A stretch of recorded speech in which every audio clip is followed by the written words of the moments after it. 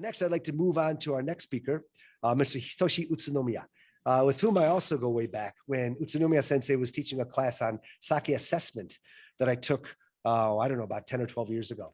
In his current capacity, he's a director here at JSS, and today he's going to talk to us about sake production, sake rice production, as well as trends in quality, trends in the brewing personnel, in other words, the Toji master brewers and things like that. And with that introduction, I'll hand it over to you, Utsunomiya Sensei. Thank you, John. Hello, everyone. I'm Hitoshi Utsunomiya, Director of JSS. Okay, let's start. I'll talk about the actual situation and trends in sake production. I'm often asked how many sake breweries there are in Japan. The number of sake brewery licenses registered by the National Tax Agency is 1,163. Still, it is estimated that only about 1,200 of them produce sake, a decrease of about 300 from 2003. Before 2004, there were fewer Junmai Ginjo sake producers than Ginjo sake producers. But now, most producers make Junmai Ginjo. It can be said that this is the era of Junmai Ginjo. Here is the amount of sake produced and the amount of rice consumed. From 2010 to 2015, the amount of rice used increased. This is due to an increase in Junmai Ginjo, which uses a lot of rice. Regular sake has decreased and shifted to specially designated sake, especially Junmai Ginjo. Kuramoto is focusing on the direction of high price and high quality sake. Compared to the past, the ratio of special rice called sake rice has been increasing. This orange bar. In terms of price, Yamada Nishiki is priced at 395 yen per kilogram. In comparison, table rice is priced at 2,030 yen per kilogram. So it can be said that the higher ratio of sake rice also means a shift to higher prices and higher quality. There are 126 varieties of sake rice, and sake rice is being developed in various regions. Akita Sake Komachi, Niigata Koshitanrei, and Yamagata Yuki Megami are well known. Each prefecture has its own designated sake rice varieties. The latest information is posted on our web fact. Here are the production figures for the top 10 sake rice varieties. There are over 100 varieties of sake rice, but Yamada Nishiki, Kohaku Mangoku, and Miyama Nishiki have about 60% of the production.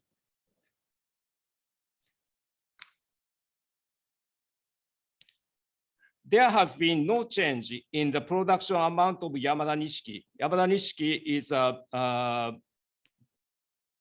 brew bar.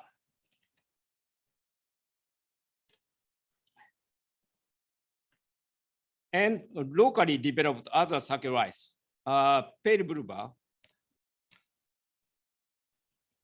On the other hand, the production of Kohaku Mangoku is declining.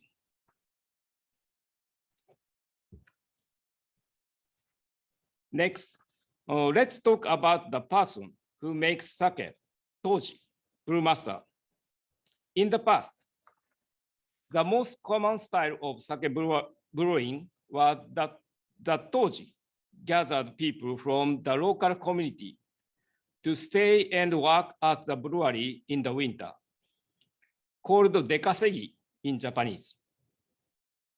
According to a survey conducted by National Tax Agency every 5 years, 74% of sake breweries in 1986 had this style.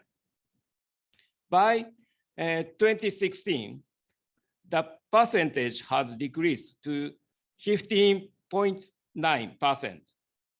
And most of Toji are now employees, owners, or owner families.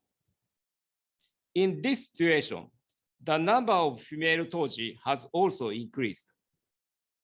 There are no statistics all over Japan. For example, in Nagano Prefecture, there are 7 female Toji, 10% of all breweries.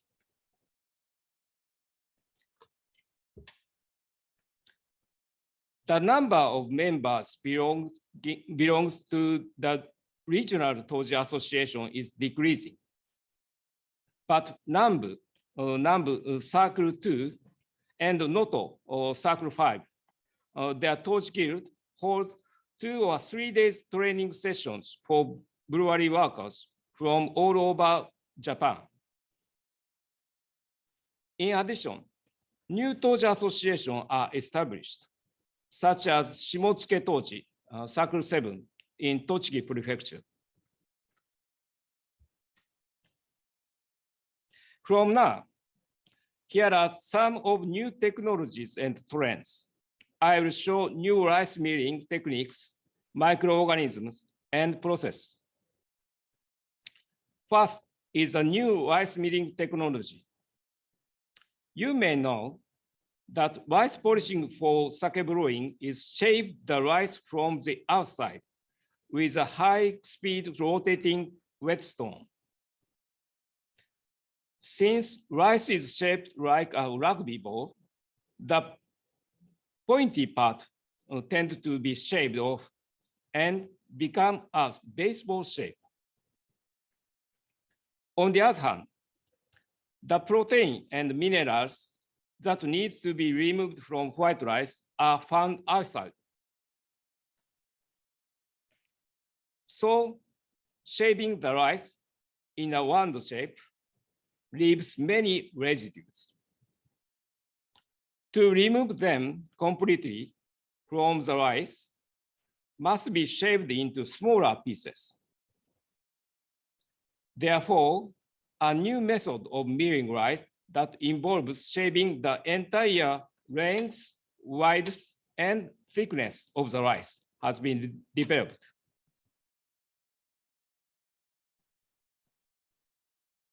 The new 40% white rice looks flat.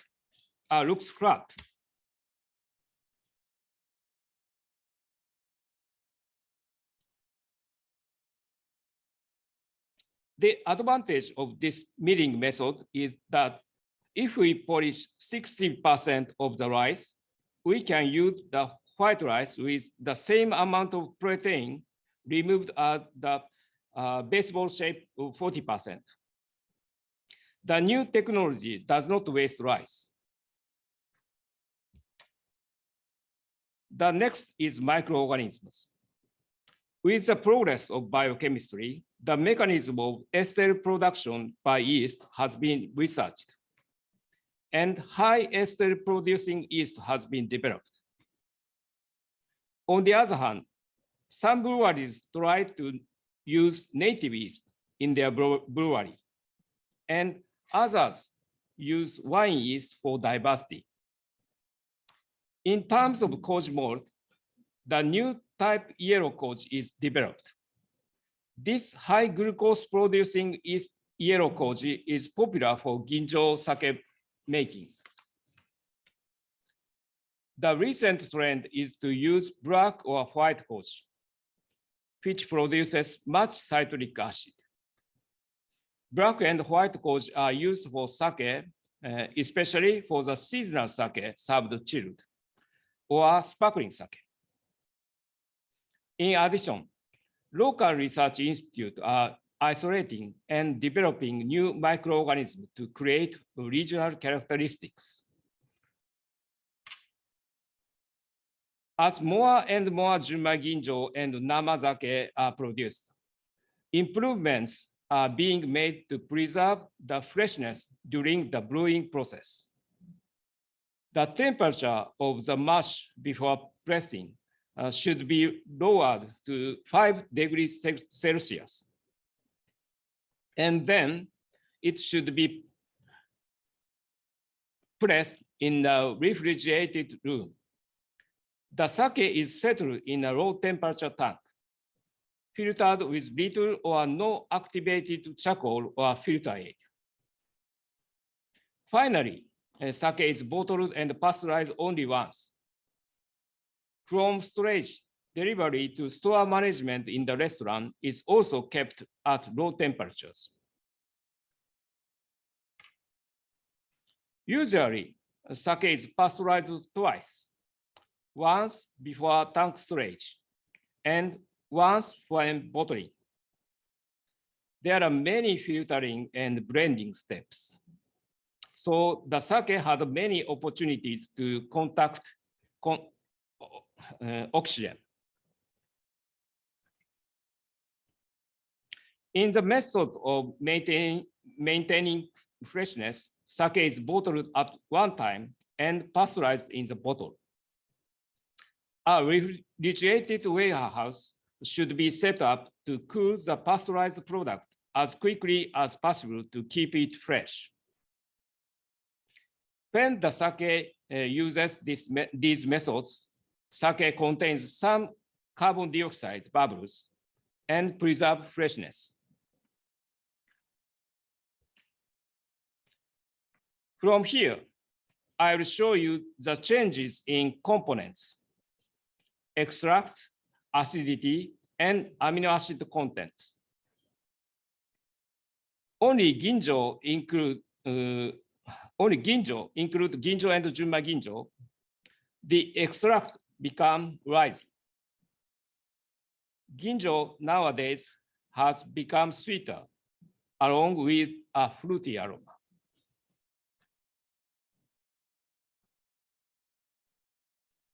Junmai has the highest acidity, followed by Honjozo and Ginjo, with regular being the least acidic.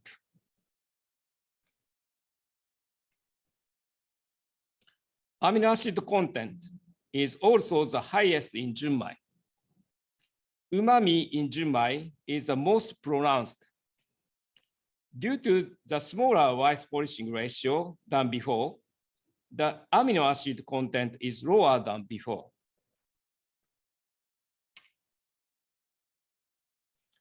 Despite the shift to modern production methods, the old traditional methods are also revived. About 40 years ago, sokujo was common. Still, now many breweries are using the traditional kimoto method.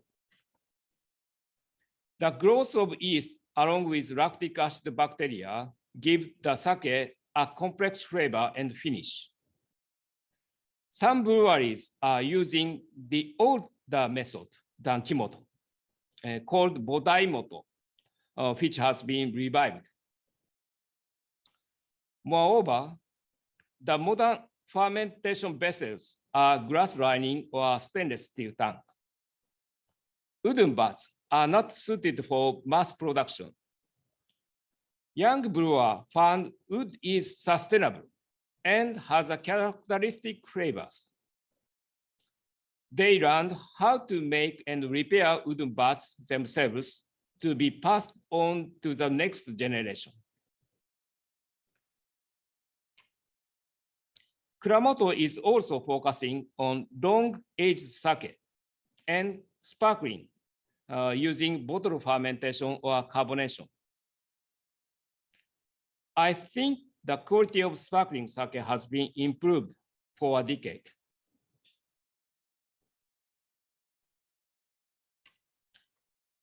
Lastly, I would like to introduce Kuramoto back to the rice field. It is recognized that obtaining good quality sake rice is fundamental to the quality of sake, either by cultivating it himself or by working with farmers. The sake industry requires a large amount of rice, but few of them produce, the breweries produce the rice themselves. But Japan's agricultural population has been decreasing in recent years. To secure good quality sake rice, some breweries have established new agricultural departments or agricultural companies.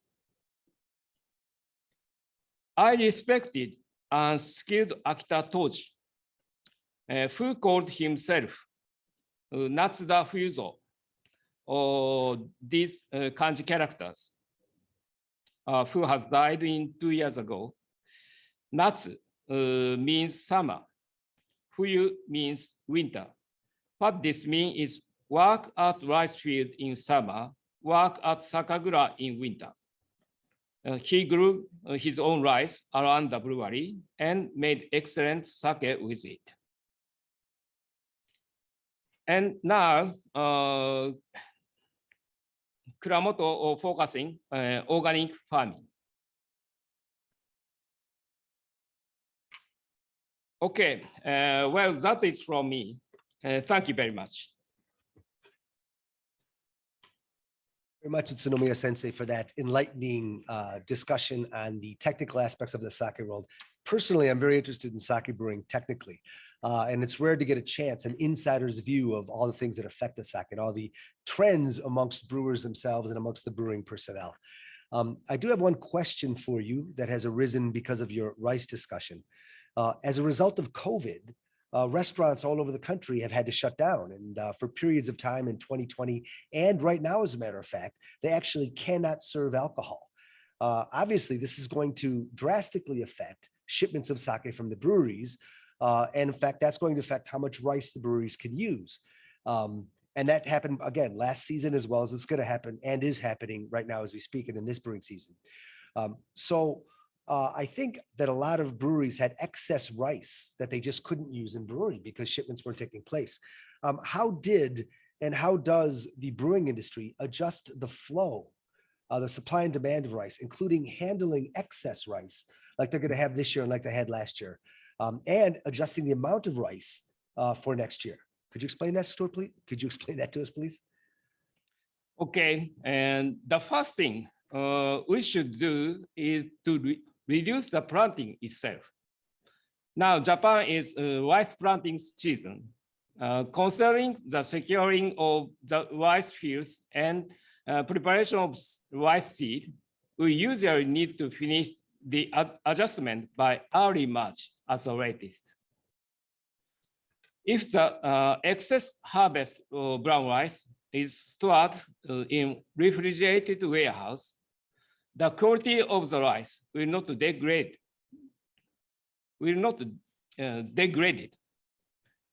So much, and the rice can be used for production the next year.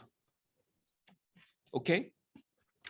Yeah, excellent. So in other words, they gather data, they make estimates about how much rice they're going to need, they adjust the amount that's planted, and if it's left over, they can refrigerate it. What that means is that the sake rice will not spoil and they can use it in the next year. Thank you very much. Very, very enlightening answer. Very good one. I think that it's really easy for all of us to get caught up in things like daiginjo and apple aromas and Semaibuai and how high or low that number can be. But I think it's also important to remember the significance of Toji and Toji guilds and the technology that goes into brewing every single tank of sake. In any tank that any brewer will make anywhere in Japan, there's a gazillion decisions. How much will they mill the rice, the yeast that they'll use, which, if they choose to use sake rice, of the 120 sake rices out there, will they use? And so all these decisions will drastically affect the final nature of the sake. So on top of all that, it's good to see that they figured out how to handle the supply of rice amidst all the unpredictability surrounding the sake industry today.